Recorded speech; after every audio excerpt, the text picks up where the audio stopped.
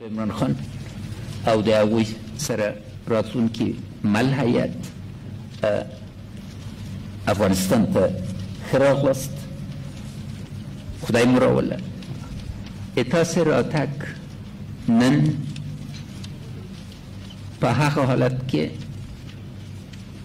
چې تاوتریخوالی په شدت کې ده یو ډېر مهم او ارزښتمند پیام د افغانستان ټول ولس ته ده. ما از حضور صدر اعظم محترم پاکستان ابراز امتنان میکنیم و به اجازهتان چون در ترجمه چیزی غلط نشه مصوبت به انگلیسی میکنیم.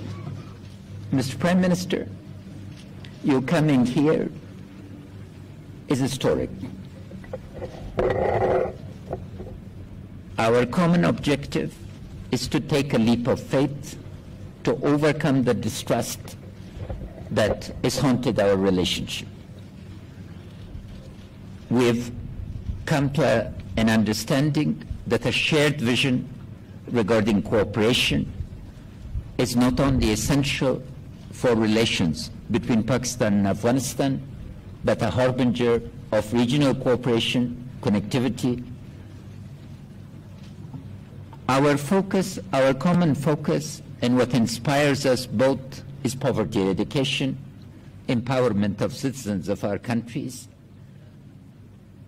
within the frameworks of our Islamic constitutions, the Islamic Republic of Pakistan, the Islamic Republic of Afghanistan.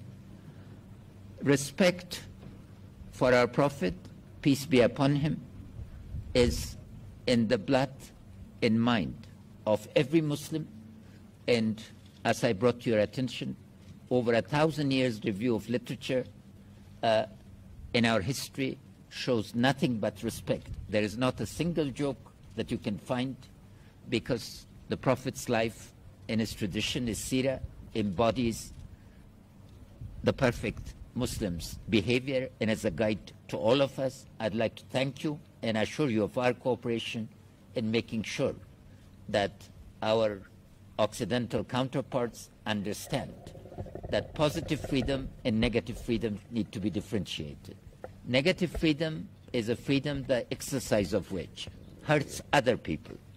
And the place of our Prophet in our Islamic belief, culture, and civilization is such that respect for the Prophet is respect for the entire Muslim world. Mr. Prime Minister, you come with a series of very important messages that you yourself will articulate, but fundamental to this is that violence is not an answer. A comprehensive political settlement for an enduring peace within the framework of our values, our constitution, in the Islamic Republic is the way to the future. Within this, we can move forward, and a comprehensive, at the request of the Afghan people, is for a comprehensive ceasefire as soon as that would be feasible. All of us need to understand that resort to violence, the region is shown, and you're convinced from your personal experience, is not an answer. Embracing a constructive politics, a politics of engagement, an inclusive politics is the way to the future. Practically, we've agreed to form committees to deal with key topics to make sure that the foundation for trust that has been established with your trip today becomes an enduring process.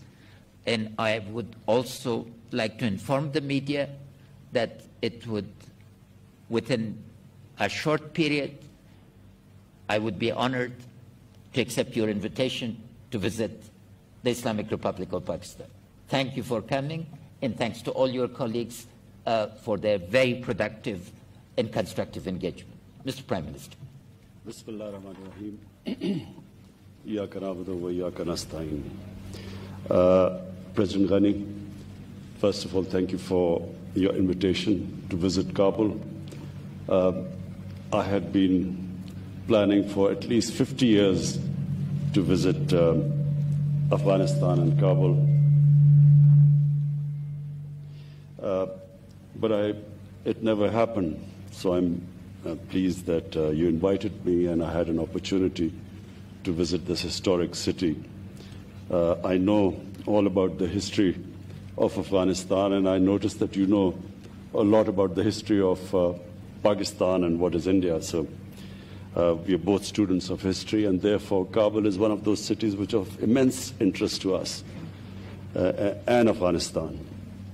Until in the 60s and 70s, the favorite place for Pakistanis to visit was Kabul, and a lot of people from Afghanistan used to be visiting. Peshawar was a place for them to visit. So we have historical links, we have connections, we have relations between the two countries.